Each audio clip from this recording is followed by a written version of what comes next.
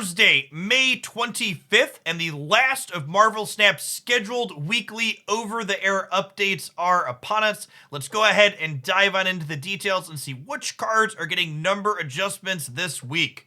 We're back with another set of balance changes. You'll see below that we're making 4 small adjustments to cards, but we'll also have another change for our set of locations as well as an update on our approach to future OTAs. All right, Black Bolt. I don't know, if you would have told me in January that there would have been a Black Bolt nerf at some point in the next 6 months, I don't know that I would have believed you. Your opponent discards lowest cost cards. That's the same. We're going from 8 stats down to 7. This one wasn't on any of our bingo cards to start the year, but here we are. Second Dinner agrees. Black Bolt ascended to the top of our individual cards leaderboard a couple of weeks ago.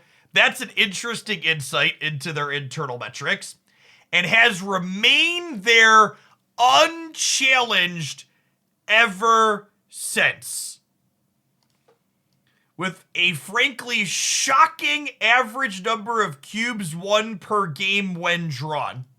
However, his discard effect makes him the sort of card that we don't want topping that list.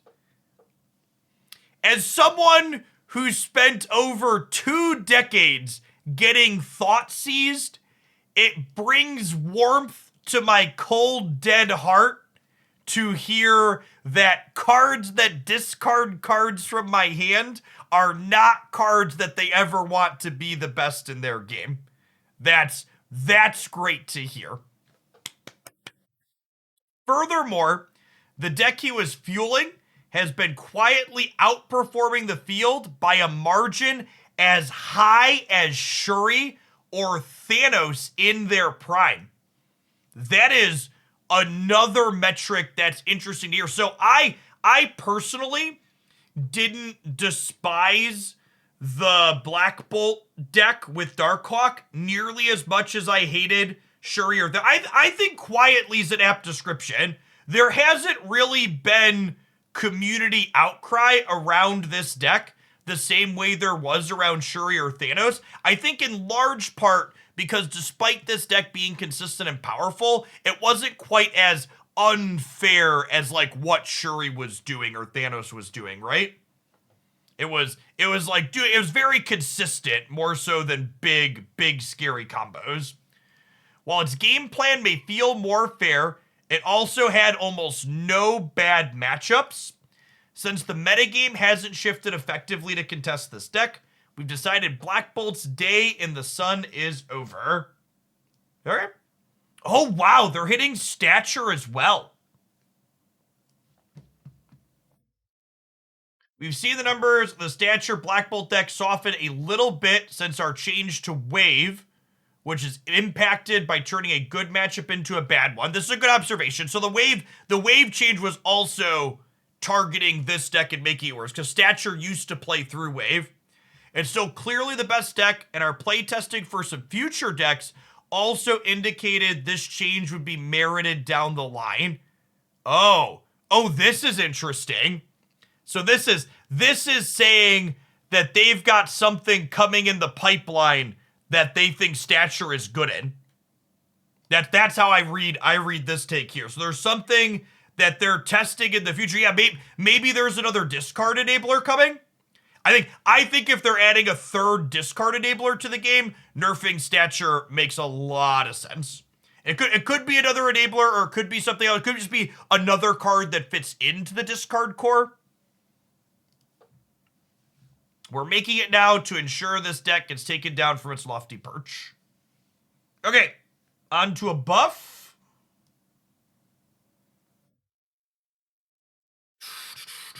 We are kicking her up to a 3/5. Okay.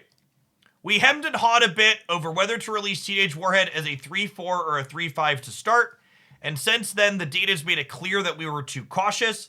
This change won't make a huge difference. She often doesn't wind up contributing her own power to a location, but it does let her take the lead in some spots where she might previously have merely drawn. forcing your opponent to commit hard there to take it back.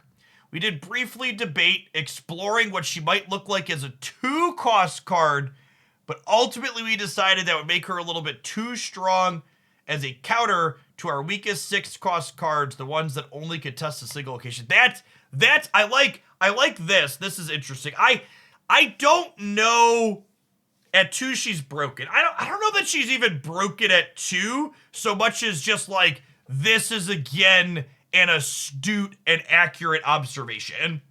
Like I don't think she breaks the game at 2, but she does make non-Doctor Doom 6 drops really fucking bad if she's a 2-drop. Yeah, and if she's a 2-drop, Sarah Control could play her as a 1-drop. Although, I don't know that Sarah Control getting to play Warhead as a 1-drop is super relevant, because usually Sarah Control decks don't have priority going into turn 6. I think part of Teenage Warhead's problem is when Teenage Warhead was less accessible in Series 5, she was a good card because Shuri was in the metagame. I think part of Teenage Warhead right now, her issue is the fact that like the bounce decks and the Kitty Pride decks are popular. There's just like enough good decks that could just like turn off a 3-drop by playing a 1-drop into her path that I think she's probably still not going to be relevant. But I appreciate like them communicating the goals and like also giving us insight into their thought process, like why they're going with this change as opposed to another one. This is exactly the type of stuff that these OTA updates should be. Like, this change is basically free, right? Like, it's a change that might not have an impact, but it certainly makes a card that's not seeing play better than before. So, like, make it and just see how that goes, right? Yeah, and honestly, good call out in chat. Teenage Warhead is maybe getting a little bit better with the prevalence of high evolutionary decks playing Hulks out, because Hulk's been really good, right? And Warhead's pretty good proactively into something like a Hulk. That's a good observation. Invisible Woman, okay. We're kicking her up to a 2-3. The majority of Invisible Woman's play has been supporting combo lines and Helidecks and acting as pseudo-Cosmo to protect ongoing base decks from single-handedly being defeated by Enchantress. We believe she has the potential to be an interesting occasional player in some other decks, and the stat buff may provide her that opportunity.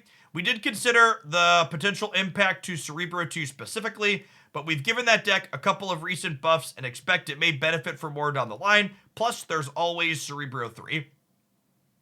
Yeah, I think this is fine. The one deck that jumps out in my mind as potentially wanting to explore with Invisible Woman is Invisible Woman makes it so Atuma doesn't die when you play it into her path. And Atuma armor is 13 stats for 2 cards. And now Invisible Woman Atuma is also 13 stats for 2 cards. So I think exploring with this card inside of Invisible Woman could be good. Another thought, something I wanted to try is, Invisible Woman with Orca Taskmaster. You could play Invisible Woman out, put Taskmaster under Invisible Woman on 5, play Orca on 6, and then Taskmaster flips up under Invisible Woman and copies Orca for 16 on the last turn. Because Invisible Woman plus Taskmaster for Orca would be, 19, which is pretty solid. Yeah, or a big Hulk or something. Yeah, or maybe instead of Orca, you try it with High Evolutionary. Yeah, I think this change is good. I think there were a couple of, like, kind of cute things you could do with Invisible Woman that, like, came up a couple of points short, and maybe this is, like, the point they need. Like, this change is kind of whatever in terms of buffs. This change, I think there's some decks that I would like to revisit, or deck ideas I hadn't fully fleshed out that, like, this is like, okay, maybe these are worthwhile now. Location changes, okay? Let's get to the good stuff. Oh, baby, talk dirty to me, Second Dinner. After internal discussions about our goals for the location pool, we've decided to continue adjusting some of our more restrictive locations. There are meaningful gameplay and deck building benefits to having these locations, but there are also diminishing returns to having so many locations that restrict harshly and similarly, especially 2 or more appearing in the same game. So rather than further reducing the frequency with which these locations appeared, we're thinning their ranks. As of today, we've temporarily removed the following 3 locations from the game. Fuck you, Plunder Castle. You will not be missed. So Plunder Castle, Milano, and Sandbar. I actually didn't mind Milano too much.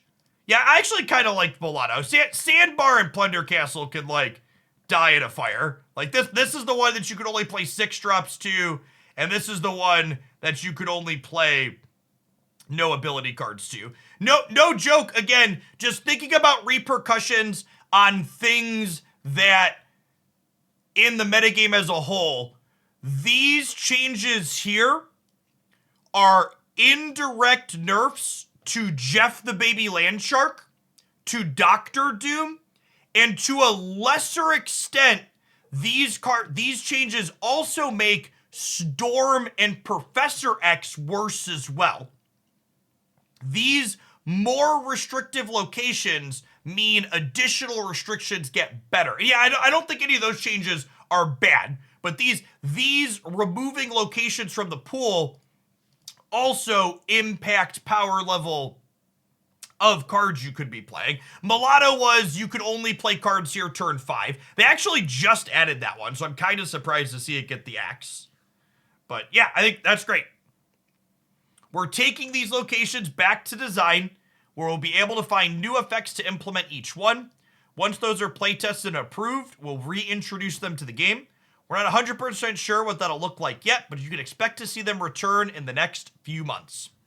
Okay, and this is, I mentioned about this too. So this was the last scheduled week of weekly OTA updates. So this is, what does the future of OTA changes look like from here on out?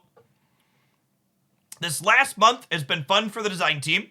The metagame has featured a diverse spread of interesting decks, even given the dominance of Black Bolt and Stature. We've appreciated the community's positive reaction to our OTA balance philosophy. It's been great, as well as the changes themselves. With the conclusion of the May trial, we've decided to continue making regularly OTA updates to the game at a slightly less frequent cadence. Rather than making balance changes on all 3 of the weeks between patches, we'll be taking the week in the middle off. There are 2 primary contributing factors to this decision. Putting together these updates on tight deadlines was more stressful than we'd like each week. Having 2 OTA weeks in a row always meant we got little to no insight from the first week before locking in changes from the second. To illustrate this cadence, it will look like patch week on a Tuesday, OTA the following week on a Thursday, an off week, OTA before the patch week on Tuesday again, OTA on the week after. Okay, so they're just gonna, honestly, I think I'm pretty happy with this. I was expecting to see 1 OTA a month. I was expecting to see the, like, changes week off. This exceeds my expectations. I like this. Yeah, I think this is good, especially if I don't know how often it lines up, but like some of these weeks you'll even have a new season rollout when this happens. But yeah, I think this is good. Yeah, I was a little worried about what Chaos Hat there said too. We're gonna do OTAs with no schedule as needed. I like that they are committing to a regular schedule. And again, like when we talk about OTA changes, I don't think they need to be super heavy-handed with these 2 weeks a month. Like, the Teenage Warhead change that we have here, and the Invisible Woman change especially, I think these are, like, quintessential examples of what I think are ideal OTA changes. They're just, like, these are things that are, like, kind of underperforming that we can give a little bit of a push to maybe open things up with. I will say it's noteworthy that we basically haven't had any cost changes in any of our OTA updates, right? It's all just been power up and down. So I feel like they talked about maybe doing a cost change with Warhead. And maybe, who knows, maybe in the future they will, right? Like maybe they see she doesn't do anything at 3-5.